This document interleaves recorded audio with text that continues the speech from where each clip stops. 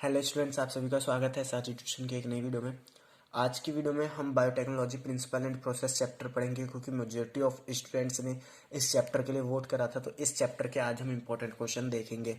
सो अगर आपको आगे ऐसे और भी वीडियोस चाहिए इंपॉर्टेंट क्वेश्चंस के, सो प्लीज़ इस वीडियो को लाइक करना, क्योंकि आपका हर एक जो लाइक है हमें एनर्जी देता है ताकि हम और ऐसी वीडियोज़ को रेगुलरली डालते रहें। सो अगर आप नए हैं यहाँ पे और वीडियो आपको अच्छी लगती है तो इस चैनल को सब्सक्राइब भी करना। सो टाइम वेस्ट ना करते हो, हम आज की वीडियो को स्टार्ट करते हैं। सबसे पहला हमारा क्वेश्चन आता है, name the enzyme responsible for cleavage in following sequence. आपको ये एक सीक्वेंस दिया, आपको बताना है कि ये कौन से एंजाइम का सीक्वेंस है। सो ये सीक्वेंस है ई कोर 1 का। बेसिकली जब आप डायग्राम देखेंगे एनसीईआरटी का तो उसमें ये सीक्वेंस दे रखा है। तो ये सीक्वेंस किसका है? ई कोर 1 का। सो हमारा नेक्स्ट क्वेश्चन आता है, what does HIND and 3 refers to in enzyme HIND 3। HIND 3 enzyme में HIND और 3 क्या रिप्रेजेंट करते हैं? सो देखिए, HIND 3 एंजाइम में जो हमारा HIN है, इसमें H रिप्रेजेंट करता है जीनस हीमोफिलस को, IN रिप्रेजेंट करता है स्पीसीज इन्फ्लुएंजा को, D रिप्रेजेंट करता है स्ट्रेन को, एंड 3 रिप्रेजेंट करता है सीक्वेंस जिसमें उस एंजाइम को डिस्कवर किया गया है। ठीक है, कई बार क्या होता है यहाँ पे HIND 3 की जगह ई कोर 1 दे देगा आपको। ठीक है, सो यहाँ पे ई रिप्रेजेंट क्या करता है? जीनस एशेशिया को। CO क्या रिप्रेजेंट करता है? स्पीसीज कोली को। R क्या रिप्रेजेंट करता है? R strain. एंड 1 क्या रिप्रेजेंट करता है? कि वो पहले नंबर पे डिस्कवर हुआ है। नेक्स्ट क्वेश्चन आता है, why is thermostable DNA polymerase needed in amplification. Amplification में थर्मोस्टेबल डीएनए पॉलीमरेज की जरूरत क्यों होती है हमें? क्योंकि एम्प्लीफिकेशन में हमारा जो सबसे पहला स्टेप होता है वो होता है डीनेचुरेशन का। कौन सा होता है? डीनेचुरेशन का, जिसमें हम क्या करते हैं, डीएनए के स्ट्रैंड को एक हाई टेम्परेचर यानी 46 डिग्री सेल्सियस के आसपास हीट करते हैं। सो इस हाई टेम्परेचर पे जो हमारा डीएनए पॉलीमरेज है उसे एक्टिव रहना ज़रूरी होगा। तो इसीलिए हम थर्मोस्टेबल डीएनए पॉलीमरेज का यूज़ करते हैं, because it remains active during high temperature. इसके बाद हमारा नेक्स्ट क्वेश्चन आता है, draw schematic sketch of PBr322 plasmid. आपको PBr322 प्लाज्मिड का डायग्राम बनाना है। तो ये आपको एनसीईआरटी में क्लियरली दे रखा है। ये देखिए, ये डायग्राम आपको बताना है। यहाँ पे आपको ये सारे जो नेम दिए गए हैं इन्हें याद कर लेना कि कौन सा रिस्ट्रिक्शन एंजाइम है। ठीक है, जैसे यहाँ पे BAM H1 है, यहाँ पे HIND 3 है, यहाँ पे ई कोर 1 है, और कौन सा रेजिस्टेंस जीन मौजूद है, जैसे एम्पलीसिलिन, टेट्रासाइक्लिन। ठीक है, एंड इसमें सबसे एक इम्पॉर्टेंट चीज दी गई है, rop. Rop code for the protein involved in replication of plasmid. यहाँ पे एक रोप नाम का क्या है? सीक्वेंस है, जो किस चीज के लिए कोड करता है? प्रोटीन के लिए, जो क्या करता है? इस प्लाज्मिड का रेप्लिकेशन करवाता है। तो ये रोप याद कर लेना, कई बार 1 मार्क्स में आता है। इसके बाद हम नेक्स्ट क्वेश्चन पे आते हैं, while doing a PCR denaturation step is miss, what will be its effect on process. एक PCR के दौरान हमने डीनेचुरेशन स्टेप को मिस कर दिया, तो आगे प्रोसेस पे इसका क्या असर होगा?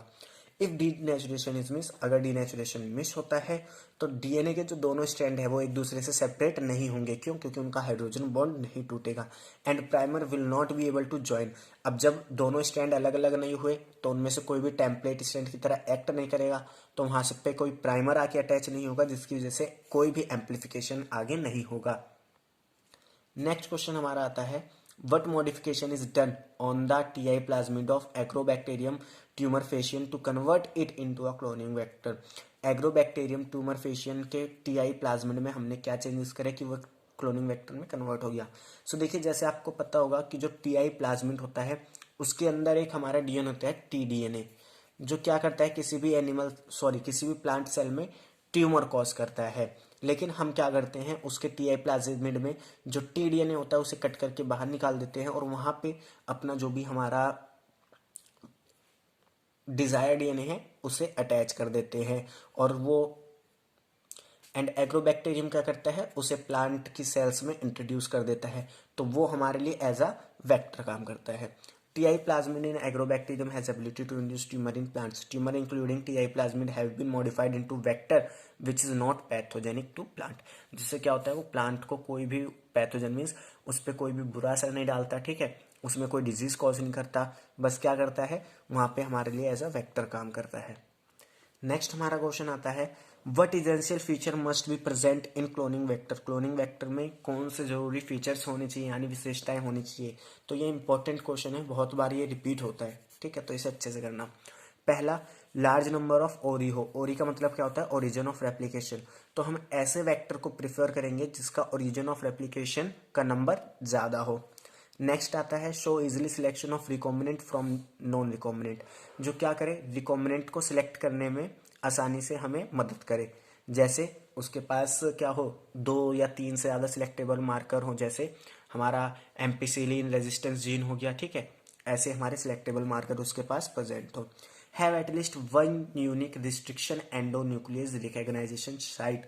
और उसके पास एक ऐसी रिकॉग्नाइजेशन साइट हो जो किसी भी रिस्ट्रिक्शन एंडोन्यूक्लियस द्वारा कट की जा सके, यानी उसके पास एक रिस्ट्रिक्शन एंडोन्यूक्लियस का एक स्पेसिफिक रिकॉग्नाइजेशन साइट होना चाहिए। इसके बाद हम आते हैं नेक्स्ट क्वेश्चन पे, list the key tools use in recombinant technology.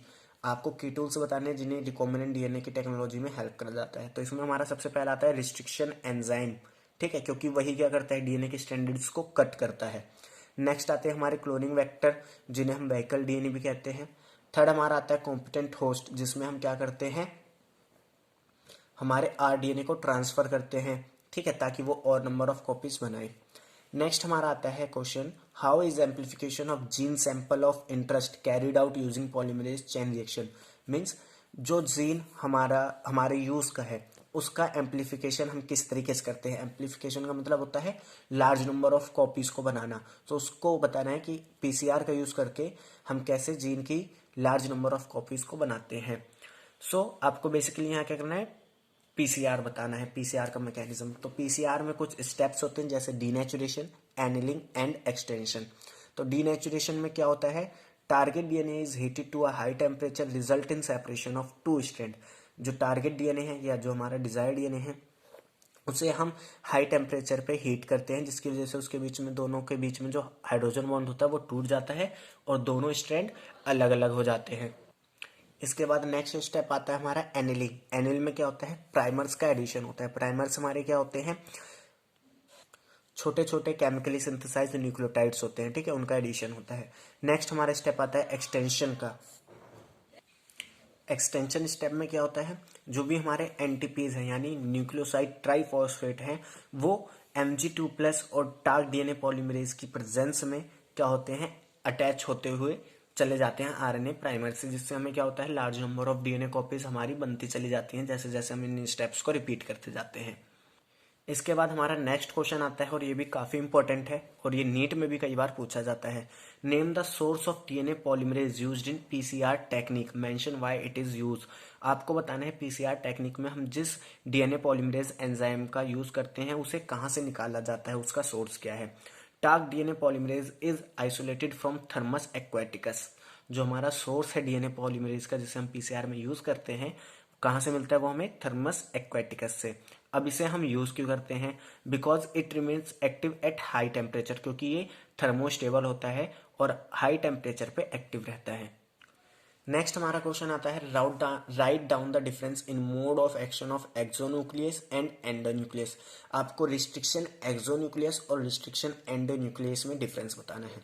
तो जो रिस्ट्रिक्शन एक्सोन्यूक्लियस है ये डीएनए के बेस पेयर्स को टर्मिनल एंड यानी कोने से क्लीव करते हैं, यानी कि तो कोने से तोड़ते हैं। वहीं जो एंडोन्यूक्लियस होते हैं वो क्या करते हैं, डीएनए को किसी भी पॉइंट से तोड़ते हैं एक्सेप्ट टर्मिनल यानी कोने को छोड़ के, वो कभी सेंटर से काटेंगे, ठीक है।